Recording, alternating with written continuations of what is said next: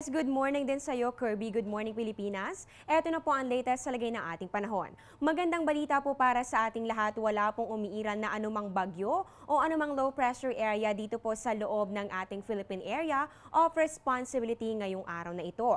Pero para sa ating mga kabayan dyan po sa Mindanao area, kayo po'y apektado ng tinatawag natin na ITCZ o Intertropical Convergence Zone. Ito po ang magdadala ng maulap na kalangitan na magdudulot naman po ng mga light to moderate rain showers or thunderstorms. Dito naman po sa atin sa Metro Manila at natitirang bahagi ng bansa, magiging bahagyang maulap po ang ating kalangitan at ito nga po ay magdudulot naman ng mga pulupulong pag-ulan o pagkidlat, pagkulog, lalong-lalo na po yan sa hapon o sa gabi. Ngayon naman po, gaano kaya kainit ang ating panahon ngayong ikalawang araw ng Hulyo? Alamin po natin agwat ng temperatura sa iba't ibang bahagi ng bansa. Unahin po natin sa bahagi ng Luzon, pinakamataas na po ang temperatura.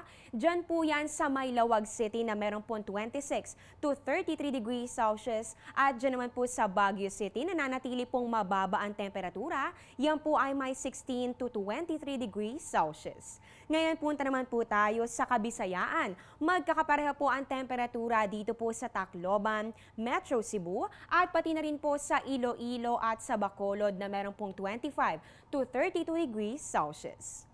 Ngayon punta naman po tayo sa Mindanao area kung saan po nakakaapekto ang ITCZ.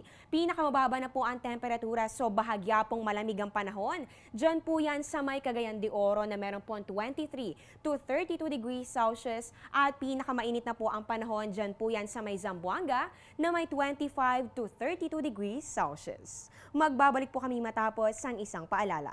Air 21, sagot ko ang padala mo. Talaga lang ha? Ito, kaya mo? Engagement ring, para sa panggapo. Sagot ko, sir. Siguradong makakarating kagad sa pangga nyo. Pangga ko! Talaga ha? Ito, kaya mo? Ha? Sagot ko, sir. Kahit ano, kahit paano. Air 21, sagot ko ang padala mo. At yan ang latest mula dito sa Pag-asa, manatiling nakatutok sa Panahon TV Express kung saan walang pinipiling panahon ang pagbibigay impormasyon. Kasama niyo po sa Good Morning Boss, ako po ang inyong weather lover, Amor La Rosa. Balik sa iyo, Kirby.